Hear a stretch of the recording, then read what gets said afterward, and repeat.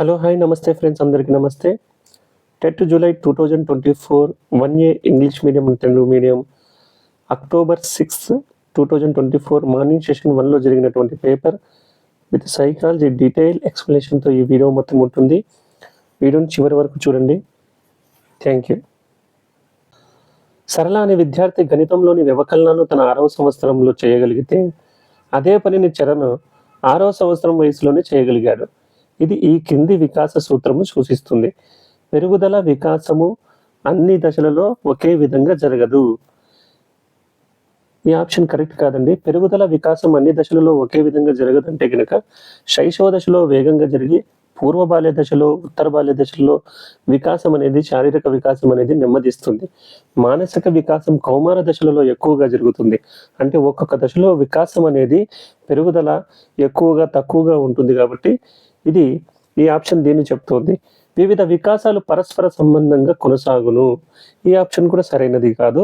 వివిధ వికాసాలు పరస్పర సంబంధంగా కొనసాగును అంటే శారీరక వికాసం ఉన్నటువంటి శిశువుకు మానసిక వికాసం కూడా బాగా ఉంటుంది.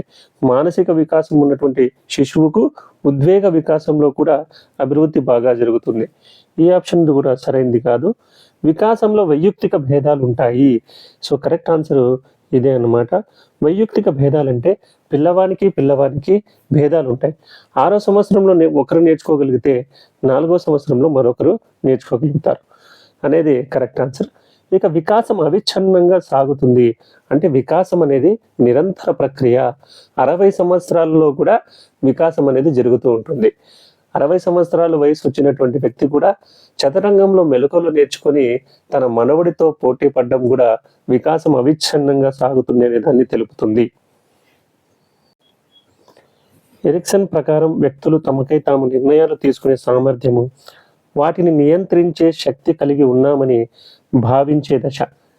సో ఆప్షన్స్ చూస్తే క్రీడా దశలో వ్యక్తులు తమకై తాము నిర్ణయాలు తీసుకునేటువంటి దశలో ఉండరు. తల్లిదండ్రుల మీద వాళ్ళు పూర్తి నిర్ణయాలను వదిలేస్తారు. కౌమార దశ, మరి వ్యక్తులు ఈ దశలో మా అంతటా మేమే అన్ని పనులు చేయగలము అనేటువంటి అభిప్రాయానికి వస్తారు. ఎవరైనా ఏదైనా సలహాలు ఇస్తే వాటిని విమర్శిస్తూ ఉంటారు. మాకు తెలుసులే అని అనుకుంటుంటారు. కాబట్టి ఆప్షన్ కౌమార దశ అనేదే కరెక్ట్ అవుతుంది. మరి పూర్వ వయోజన దశలో వ్యక్తుల ఉద్వేగ వికాసం అనేది బాగా జరిగి ఉంటుంది. వీళ్ళు ఎక్కువ ఉద్వేగాలకు లోను కాకుండా సమర్థవంతంగా ఆలోచనలు తీసుకుంటారు. బాల్య దశ, ఈ బాల్య దశలో 2 దశలు ఉంటాయి. ఉత్తర బాల్య దశ, పూర్వ బాల్య దశ. పూర్వ బాల్య దశలో కూడా ఇలాంటి ఆలోచనలు పిల్లలకు రావు. ఉత్తర బాల్య దశలో కూడా ఇలాంటి ఆలోచనలు పిల్లలకు అనేవి రావు. బాలల వికాసంలో మైలురాళ్ళు మరియు విపత్తులు గూర్చిన వివరాలు తెలిపిన మనోవిజ్ఞాన శాస్త్రవేత్త. Having hearts, Skinner, వైగాట్స్కీ, Bruner. So having hearts అనేది కరెక్ట్ ఆన్సర్ అవుతుంది. ఈయన ఎరిక్సన్ గారి లాగానే బాలల వికాసంలో దశలు కూడా చెప్పడం జరుగుతుంది. అందులో ఇన్ఫాన్సీ లేదా ఎర్లీ చైల్డ్హుడ్, తర్వాత middle childhood, adolescence, early childhood, middle age అని దశల గురించి తెలపడం జరుగుతుంది. ఇక బిఎఫ్ స్కిన్నర్ గురించి మీకు తెలిసిందే, ఆయన ప్రవర్తనవాది. వైగాట్స్కీ గురించి తెలిసిందే, సాంఘిక సాంస్కృతిక అభ్యసన సిద్ధాంతాన్ని ప్రతిపాదించారు. పరిశీలన సిద్ధాంతాన్ని ప్రతిపాదించింది బ్రూనర్ గారు. సాధారణంగా శిశువులో మొదటి పన్ను ఏర్పడే వయస్సు. సాధారణంగా శిశువులో మొదటి పన్ను ఏర్పడే వయసు 6 నుంచి 8 నెలలు. 1 సంవత్సరం చివరి వరకు శిశువులో 4 దంతాలు నుంచి 6 దంతాలు అనేవి ఏర్పడతాయి. 2వ సంవత్సరం చివరి నాటికి పై దవడలో 8, కింది దవడలో 8, మొత్తం 16 దంతాలు అనేవి పిల్లల్లో ఏర్పడతాయి. దీని తర్వాత ఈ దంతాలు పాల దంతాలు ఊడిపోయి శాశ్వత దంతాలు అనేవి వస్తాయి. కింది వాటిని జతపరచండి. పూర్వ బాల్య దశ, ఉత్తర బాల్య దశ, శైశవ దశ, కౌమార దశ. విమర్శించడం, ప్రశ్నించడం మరియు నేర్చుకోవడం, హఠం చేయడం, ముఠా దశ. పూర్వ బాల్య దశలో పిల్లలు ఎక్కువగా హఠం చేస్తారు, అంటే మారం చేస్తూ ఉంటారు. ఉత్తర బాల్య దశలో ముఠా దశ అనేది ఉంటుంది. అంటే కొంతమంది ఈ దశలో గుంపులను మెయింటైన్ చేసుకుంటూ ఆ గుంపుతోనే ఆటలు ఆడుకుంటూ ఉంటారు. శైశవ దశలో ప్రశ్నించడం మరియు నేర్చుకోవడం. మరి శైశవ దశనే ఎక్కువ శిశువు ప్రశ్నిస్తూ ఉంటాడు, వర్షపిట్ట మాదిరి మారి ఉంటాడు. మరి ఆ కౌమార దశలోనే విమర్శించడం అనేది జరుగుతూ ఉంటుంది. ఈయనకే తెలిసినట్లు మనకు చెప్తున్నాడని ఈ దశలో శిశువు ఎక్కువగా అందరి మీద విమర్శ చేస్తూ ఉంటారు. అక్వేరియంలో చేపల ప్రవర్తనను పరిశీలించడం. అక్వేరియంలో చేపల ప్రవర్తన పరిశీలించడం సహజ పరిశీలన కాదు. అదే కొలనులో మనం చేపల ప్రవర్తన పరిశీలిస్తే అది సహజ పరిశీలన అవుతుంది. పరిశీలకుడు పరిశీలింపబడేది నియంత్రిత పరిస్థితుల్లో ఉంది కాబట్టి, అక్వేరియంలో ఉంది కాబట్టి ఈ పరిశీలన అనేది నియంత్రిత పరిశీలన అవుతుంది. మరి అనియంత్రిత పరిశీలన అంటే కనుక పరిశీలకుడి అదుపులో, పరిశీలకుల నియంత్రణలో ఏది ఉండదు. అలాంటి పరిశీలనను అనియంత్రిత పరిశీలన అంటారు. అసంచరిత పరిశీలన అంటే మనము ఏదైనా ఒక విషయం గురించి లిఖితపూర్వకంగా మనం అనుకున్న పరిశీలననే కాకోకుండా అన్ని పరిశీలనలు చేయడము అసంచరిత పరిశీలన అవుతుంది. వ్యక్తి తన పరిసరాలతో చేసుకునే ప్రత్యేకమైన సర్దుబాటును నిర్ణయించే మానసిక, భౌతిక అంశాల గతిశీలక వ్యవస్థాపమునే మూర్తిమత్వం అని నిర్వచించింది G.W. ఆల్పోర్ట్. అందని ద్రాక్ష పుల్లన అనే సామెత దీనికి ఉదాహరణ. ఇది రక్షక తంత్రాలకు సంబంధించినటువంటి ప్రశ్న. ఈ రక్షక తంత్రాల గురించి సిగ్మండ్ ఫ్రాయిడ్ గారు చాలా విపులంగా వివరిస్తారు. ప్రతిగమనం అనగా పెద్దవారు చిన్నపిల్లల్లా ప్రవర్తించడం. అంటే రాత్రిపూట పక్క తడిపే యువకుడు, ఇంటర్వ్యూకి వెళ్ళిన వ్యక్తి సమాధానాలు చెప్పలేక పిల్లవాడిలా ఏర్పడం. ఇందులో పిల్లవాడి లక్షణాలు అనేవి పెద్దవాళ్లకు వచ్చేస్తాయి. ఇది ప్రతిగమనం అవుతుంది. హేతుకీకరణం అనగా సమర్థించుకోవడం. ఒక వ్యక్తి లక్ష్య సాధన ప్రక్రియలో సఫలం కానప్పుడు తన చర్యలను ఏదో ఒక కారణంతో సమర్థించుకోవడమే హేతుకీకరణ. ఉదాహరణకు అందని ద్రాక్ష పుల్లన. పరీక్ష తప్పిన విద్యార్థి పాస్ కావడం వల్ల లాభం లేదు. ఈ పరీక్ష పాస్ అయినా కానీ మనకు ఎలాంటి లాభం లేదు. టీచర్ ఉద్యోగం సాధించలేనటువంటి వ్యక్తి ఒకవేళ ఉద్యోగం వచ్చినా కానీ దాంట్లో ఎలాంటి ప్రయోజనం లేదని కారణాలు చెప్పుకొని తనని తను సమర్థించుకుంటూ ఉంటాడు. ఇలాంటి రక్షక తంత్రాన్ని సమర్థించుకోవడం హేతుకీకరణం అంటారు. మరి ప్రక్షేపణం అనగా తప్పులను ఇతర మీద ఆపాదించడం. ఉదాహరణకు ఆడలేక మధ్యలో ఓటిది.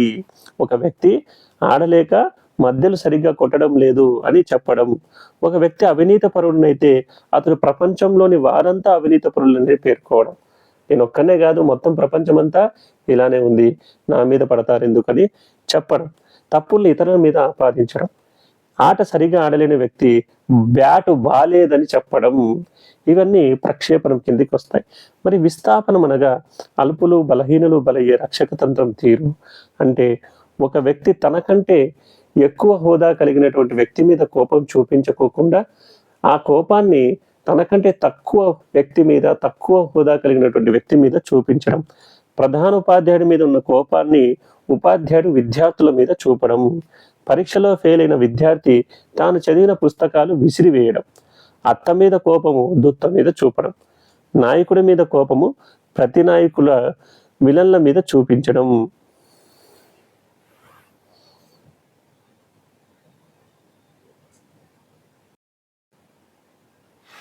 కాబట్టి ఈ క్వశ్చన్కి ఆన్సర్ హేతుకీకరణం. సైన్స్లో మంచి మార్కులు సాధించిన విద్యార్థి అన్ని సబ్జెక్టులలో మంచి మార్కులు సాధించగలడు.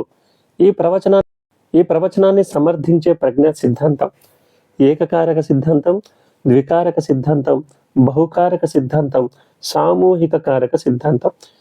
ఈ ప్రవచనాన్ని సమర్థించేది ఏకకారక సిద్ధాంతం. దీని ప్రకారము ప్రజ్ఞ అనేది ఒక అంశంతో ఉండి ఒక అంశంలో ప్రజ్ఞ కలిగినటువంటి వ్యక్తి అన్ని అంశాల్లో కూడా ప్రజ్ఞావంతుడుగా ఉంటాడని చెప్పడం. వీరి ప్రకారం ప్రజ్ఞ అనేది ఏకకారకం.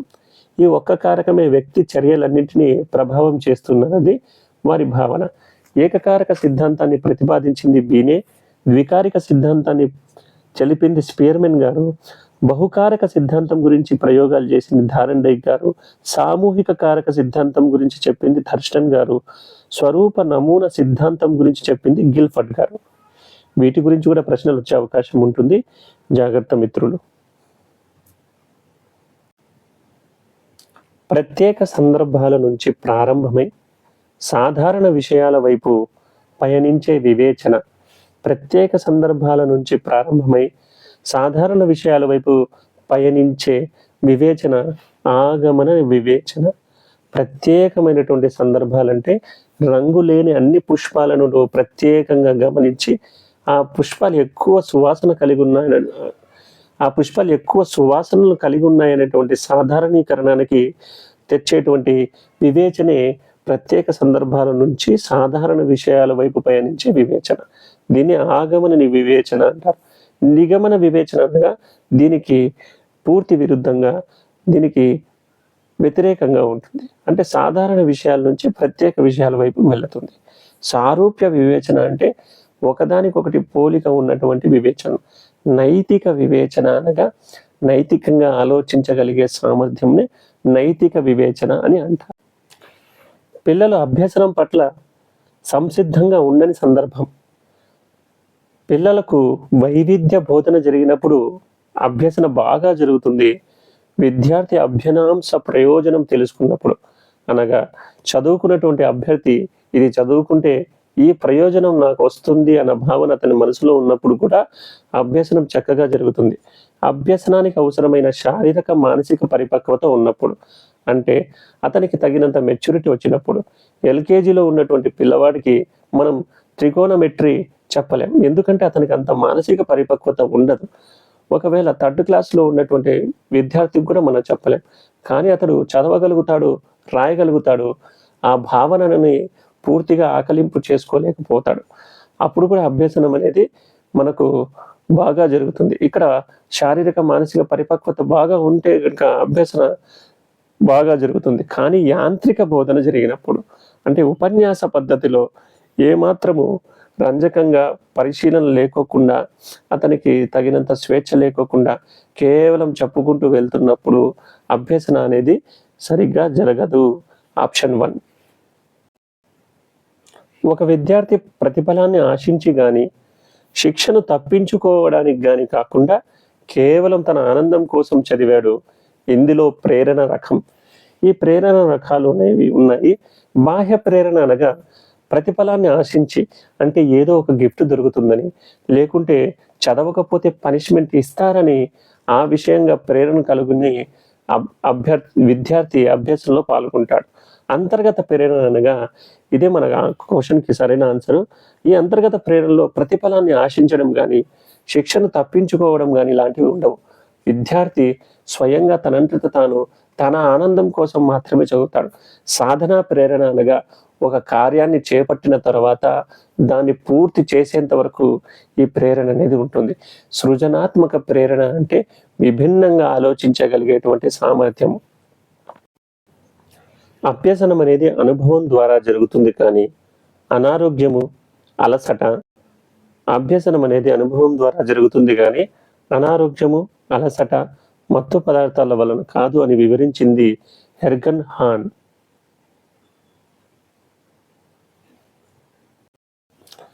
ప్రయత్నాల సంఖ్య పెరిగే కొలది ఒప్పుల సంఖ్య నిష్పాదన క్రమేణా పెరిగే సందర్భంలో ఏర్పడే అభ్యసన వక్రరేఖ. ఈ అభ్యసన వక్రరేఖల గురించి జర్మన్ దేశానికి చెందిన హెబ్బింగాస్ గారు ఆన్ మెమొరీ అనే గ్రంథంలో మొదటిసారిగా అభ్యసన వక్రరేఖలు అనే భావనను వివరించారు. ఈ అభ్యసన వక్రరేఖలు రూపొందించింది బ్రయన్ హార్డర్లు. మరి ఇందులో చాలా రకాలైనవి ఉన్నాయి. అవి ఆరోహణ, అవరోహణ, ఎస్ ఆకారపు లాక్షణిక అభ్యసన వక్రరేఖలు. ఆరోహణ అభ్యరేఖ అనగా ఈ రేఖ మొదటి అభ్యసనం నెమ్మదిగా జరుగుతున్నప్పుడు, సమయం గడిచే కొద్ది దాని ప్రగతి అంతంతకు ఎక్కువ జరుగుతున్నప్పుడు చూపిస్తుంది. అభ్యసనాంశము కొత్తదైనప్పుడు, నూతన విషయాలు అభ్యసించేటప్పుడు, ప్రారంభంలో కష్టతరమైనప్పుడు అభ్యసన వక్రరేఖ పుటాకారంగా ఉంటుంది. కాలము, ప్రయత్నాల సంఖ్య పెరిగే కొద్దీ ఒప్పుల సంఖ్య కూడా పెరుగుతుంది. ఈ ఆరోహణ అభ్యసన రేఖనే మనము పురోగమన లేదా పుటాకార లేదా ధనాత్మక లేదా సకారాత్మక వక్రరేఖ అని కూడా చెప్తాం. మరి అవరోహణ అభ్యసన రేఖ అనగానేమి, ఈ రేఖ మొదటి అభ్యసనం చాలా వేగంగా ఉంటుంది. సమయం గడిచే కొలది అభ్యసన వేగం తక్కువ అవుతుంది. దీన్నే కుంభాకార అభ్యసన వక్రరేఖ అని కూడా చెప్తారు. ఎస్ రకపు అభ్యసన వక్రరేఖ అనగా ఇది అవరోహణ ఆరోహణ రెండింటిని కలిగి ఉంటుంది. ఒక సందర్భంలో అభ్యసన వక్రరేఖ బాగా జరిగి మరొక సందర్భంలో అభ్యసనం పూర్తిగా నెమ్మదిస్తుంది. దీన్ని ఎక్స్ ఆకారపు అభ్యసన వక్రరేఖ అంటారు. మరి లాక్షణిక వక్రరేఖ అనగా ఇది మిశ్రమ వక్రరేఖ యొక్క విశ్లేషణ రూపాన్ని లాక్షణిక వక్రరేఖ అంటారు. ఇందులో 5 దశలు ఉంటాయి. మరి ఏబి అనే ప్రారంభ స్ఫూర్తి, చాంచల్య దశ, పీఠభూమి దశ, ద్వితీయ స్ఫూర్తి, శారీర ధర్మహద్దు అవధి అనేటువంటి దశ. ఒక అభ్యసన అంశం అంతా పూర్తిగా మనం నేర్చుకోగలిగేటప్పుడు ఎలాంటి దశల నుంచి మనము వెళ్తామనేది ఈ వక్రరేఖ అనేది లాక్షణిక వక్రరేఖ అనేది తెలుపుతుంది. ప్రతి సందర్భంలో కూడా ప్రతి సెషన్లో కూడా దీని నుంచి ఒక ప్రశ్న అనేది అడుగుతున్నారు. జాగ్రత్త మిత్రులు. క్రింది వాణిలో గౌణ అవసరం. మనకు అవసరాలు 2 రకాలుగా ఉంటాయి. ప్రాథమిక అవసరాలు, గౌణ అవసరాలు. ప్రాథమిక అవసరాలు లేకపోతే వ్యక్తి జీవించలేడు. గౌణ అవసరాలు అనేవి ఈ ప్రాథమిక అవసరాలన్నీ పూర్తయిన తర్వాత కలిగేటువంటి అవసరాలు. నిద్ర మనకు ప్రాథమిక అవసరం. నిద్ర లేకపోతే మనిషి శారీరకంగా మానసికంగా దెబ్బతింటాడు. వ్యాయామం అనేది కూడా ఈ శరీరాన్ని మనము అన్ని పనులలో సక్రమంగా వినియోగించగలంటే వ్యాయామం అనేది కంపల్సరీగా చేయాల్సిందే. నీరు లేకపోయినా మనిషి బతకలేడు. ఈ గుర్తింపు అనేది గౌణ అవసరం.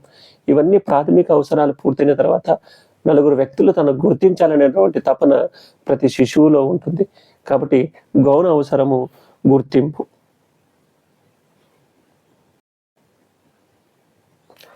ఒక వ్యక్తికి కానీ వస్తువునకు కానీ సంఘటనకు కానీ సంబంధించి కల్పించే సాధారణ అవగాహన, దీన్నే మనము భావన అని చెప్తాం.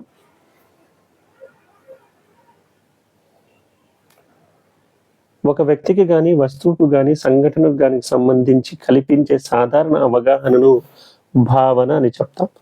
ప్రజ్ఞ అనగా మనకు తెలుసు, ఇది అభ్యసించే తీరును ప్రజ్ఞ అంటాం. స్మృతి అంటే మనం ఏదైనా ఒక విషయం నేర్చుకున్న విషయాన్ని గుర్తుకు తెచ్చుకోవడాన్ని స్మృతి అంటాం. ప్రత్యక్షం అనగా ఇది గెసాల్ట్ వాదులు ప్రతిపాదించింది. ఒక్కసారిగా ఉన్నపలంగా హఠాత్తుగా వచ్చేటువంటి మెరుపు లాంటి ఆలోచన. క్రింది వాణిలో గెసాల్ట్ వాదులు ప్రతిపాదించిన ప్రత్యక్ష వ్యవస్థాపన నియమం కానిది. క్రింది వాటిలో గెసాల్ట్ వాదులు ప్రతిపాదించిన ప్రత్యక్ష వ్యవస్థాపన నియమం కానిది. ప్రత్యక్ష వ్యవస్థాపన నియమాలు గెసాల్ట్ వాదులు ప్రతిపాదిస్తారు. ఇందులో మొత్తం 7 ఉంటాయి. అందులో మొదటి 3 పూరణ నియమము, సామీప్య నియమము, ఆకృతి క్షేత్ర సంబంధము. అభ్యాస నియమం అనేది ఈ నియమాల్లో ఉండదు కాబట్టి ఆప్షన్ 3 కరెక్ట్ ఆన్సర్. డెజావు అనేది గ్రీకు పదం, లాటిన్ పదం, జర్మనీ పదం, ఫ్రెంచ్ పదం. డెజావు అనేది ఫ్రెంచ్ భాషా పదం. మరి ఇలానే కొన్ని పదాలని ఉంటాయి, వీటిని మీరు సపరేట్గా రాసుకోవాలి. జర్మన్ పదం నుంచి గెసాల్ట్ అనేది వస్తుంది. ఫ్రెంచ్ పదం నుంచి డెజావు వస్తుంది. లాటిన్ పదం ఇంటెలిజెన్స్ అనే ఇంగ్లీష్ పదానికి లాటిన్ భాషా పదమైన ఇంటలెక్ట్ అనే పదం నుంచి వస్తుంది. వీటన్నింటిని మీరు ఒక టేబుల్లా చేసుకుని అప్పుడప్పుడు చూస్తూ ఉంటే ఇవి బాగా జ్ఞప్తికి వస్తాయి. ఫ్రెంచ్ భాషా పదం. సిద్ధాంతం అనేది పురాతన అభ్యసన బదలాయింపు సిద్ధాంతం. ఇందులో టీచరు క్రమశిక్షణలో శిశువు అనేది అభ్యాసనం అనేది జరుగుతుంది.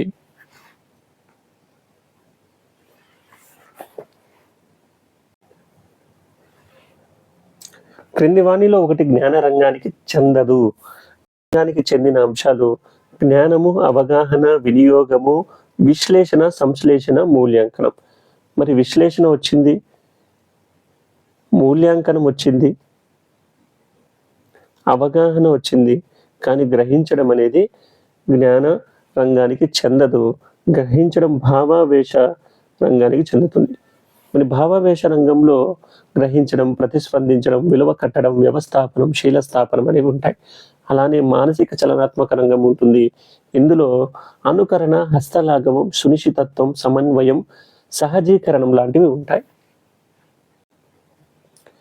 పిఐఈడి అంటే project integrated education for the disabled అంటే దివ్యాంగులను కూడా తోటి శిశువులతో కూర్చోబెట్టి వారికి కూడా బోధన జరిగేటట్లు చూడడం కోసము భారత ప్రభుత్వం అనేది 1987లో చేపట్టినటువంటి ఒక ఆలోచనే ఈ పిఐఈడి.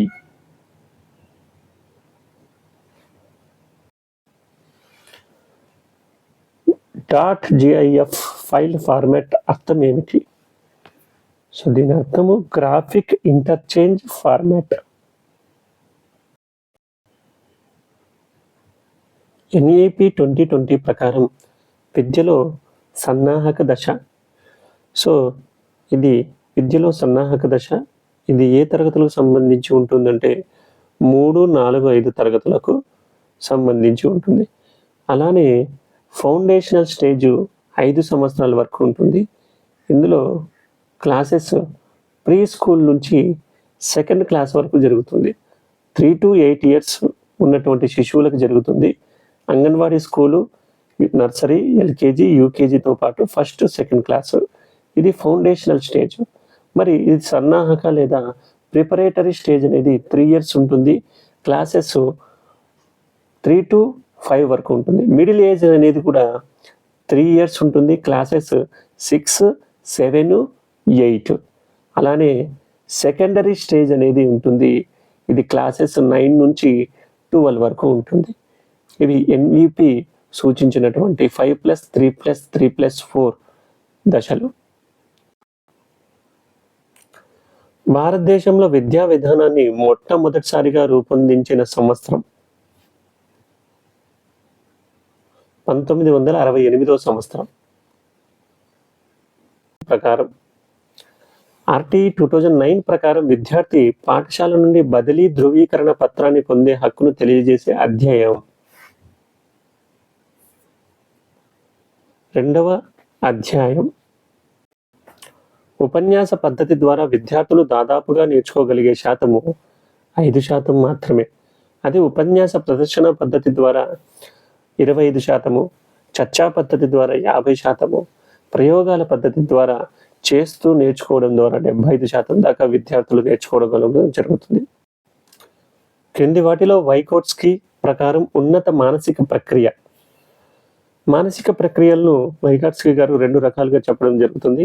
దీన్నే దిగువ స్థాయి లేదా నిమ్న స్థాయి మానసిక ప్రక్రియలు, ఇంకొకటి ఉన్నత స్థాయి మానసిక ప్రక్రియలు. దిగువ మరియు నిమ్న స్థాయి మానసిక ప్రక్రియల్లో పరిశీలించడం, గుర్తించడం, గుర్తుకు తెచ్చుకోవడం, ప్రశ్నించడం, పోల్చడం, తెలుసుకోవడం లాంటివి ఉంటాయి. మరి ఉన్నత స్థాయి మానసిక ప్రక్రియలో సాంఘిక విషయాలను విశ్లేషించడం, సంశ్లేషించడం, సృజనాత్మకంగా ఆలోచించడం, వివేచన చేయడం, విచక్షణ చేయడం లాంటివి ఉన్నత మానసిక ప్రక్రియలో వైగోట్స్కీ గారు వివరించడం జరిగింది. సో సరైన సమాధానము సాంఘిక విషయాల విశ్లేషణ. సాంఘిక విషయాల విశ్లేషణ option 4 correct answer. Future learn అనేది మూక్ అందజేసే సంస్థ. ఫ్యూచర్స్ లర్న్ అనేది మూక్స్ని అందజేసే సంస్థ.